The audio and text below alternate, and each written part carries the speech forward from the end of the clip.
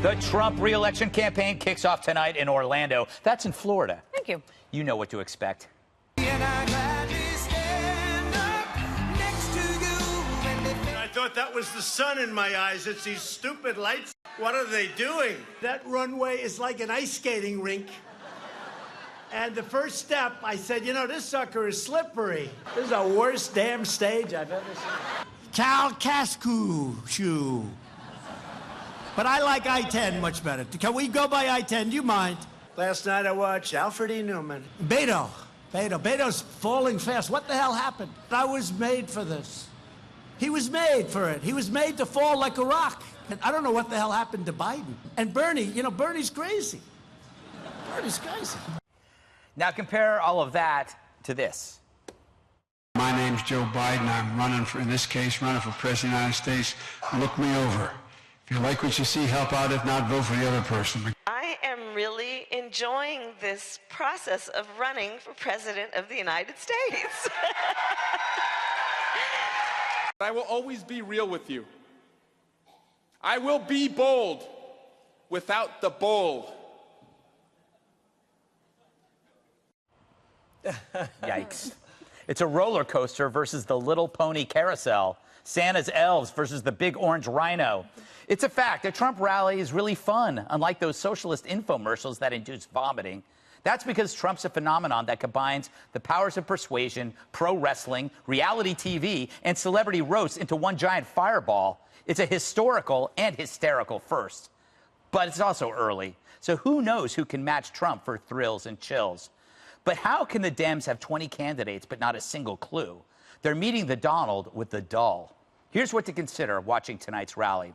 Would any of the energy and humor make any sense if America wasn't doing great? Would any of Trump's words feel bizarrely off if we were in deep trouble?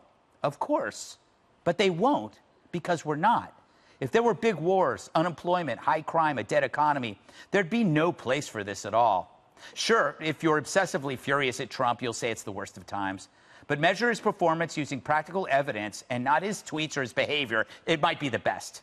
So the rally will be fun and loud and unpredictable because the mitigation of other bigger problems make it so. In fact, all the stuff from impeachment blather to media meltdowns are products of an age when big problems are being tackled in new ways. Of course, millions will love the rally, millions will hate it, and millions won't care. But their ability to happily decide is brought to you by one sturdy fact. America's better off now than it's been in years.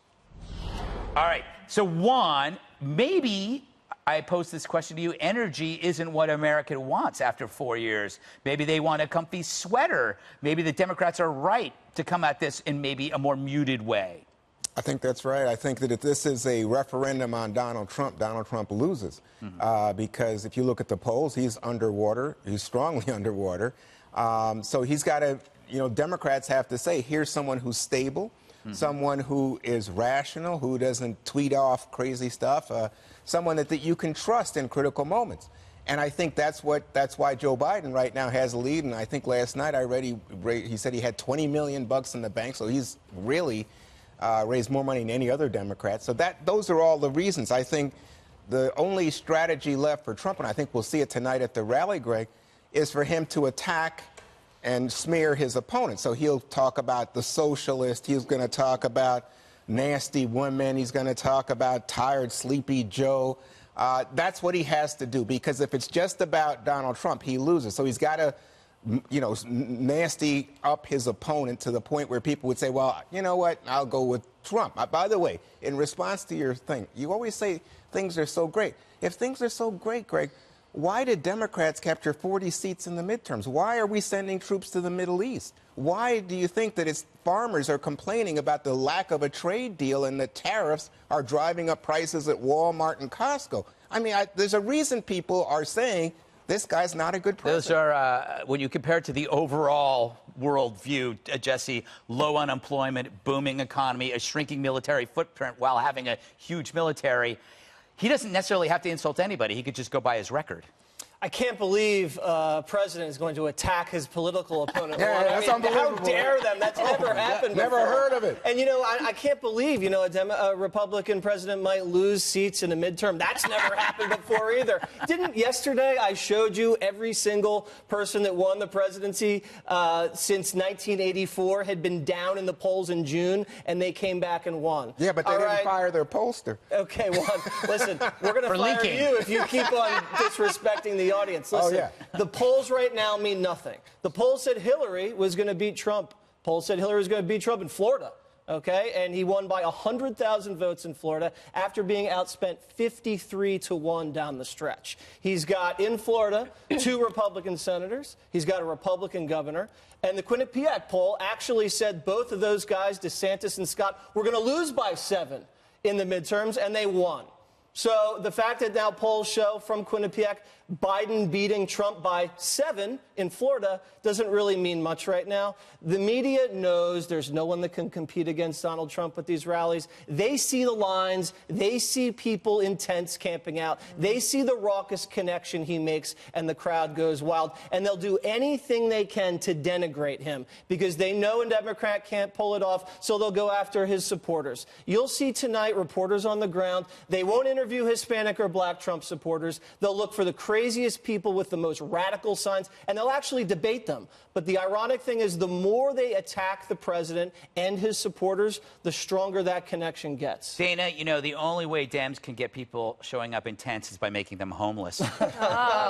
We'll be right back. No, what do you expect tonight out of Trump? I know what you're going to say, but I want you to say it. No, please. Why don't you just speak for me? I don't think you should ramble.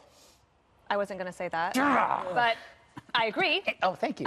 Well, but no, actually, people love the rambling. What are you talking about? Oh, no, I think going long. I don't think you should go long. Okay, well, I'll let you give him that advice. But, like, you just showed that montage, which is hilarious because he was rambling about things that are they're not in the script when he's talking about the lights and the floor and everything. I think this. You can't capture lightning in a bottle twice. And if I were them, I would downplay all comparisons to 2015 because now he has a record to defend, and as you say, you know, the record is all of these amazing, great things. So he can talk about those things. Before, he was the insurgent. He was the, I'm going to come in there, I'm going to shake things up, I'm going to be the outsider. And he has done all of those things. But now he also is an incumbent.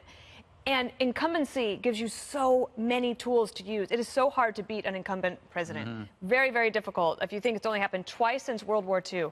So I think the polling right now, it doesn't really matter. It matters for Biden because he can figure out a way to, like, raise more money. But for the polls right now, that doesn't really matter. You're going to see a lot more after the debates. I would say that his biggest strength right now, the war chest is huge. He's got all of this money. He didn't have it the first time. The RNC firmly behind him from the jump. He's got a huge amount of organization. So they've got all of these get out the vote pieces, the numbers of people that they can talk to, people getting their cell phones with their pictures on it so they can send it to their friends. All that stuff, they didn't have a way to capture it before, and they do now.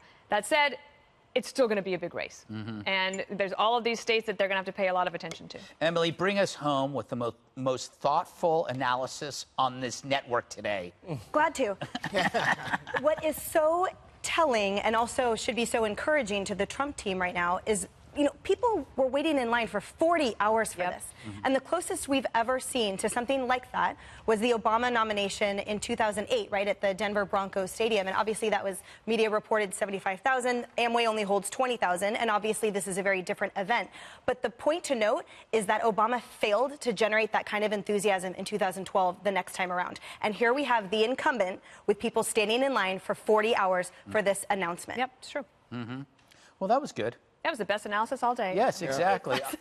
By the way, just one point. Orlando Sentinel, already ahead of the rally, issued a non-endorsement without knowing the other candidates. Isn't that kind of garbage on the part of a paper? But doesn't that tell you something about Trump? No, it's an emotional response, though. That's an emotional response of a paper. That's why nobody likes these papers, is that's so it's such a delusional, like, oh, we don't like him. We don't care who's running against him. That's the paper. If they say that they, as thoughtful people, this is an editorial, this is an unsigned editorial by the whole newspaper, not one columnist. Bunch of babies. And they're saying, listen, the state of the country, the divisiveness, the anger, they just but those are all emotional issues, not practical evidence. Orlando Sentinel, stick to the facts. Well, geez. Anyway, all right.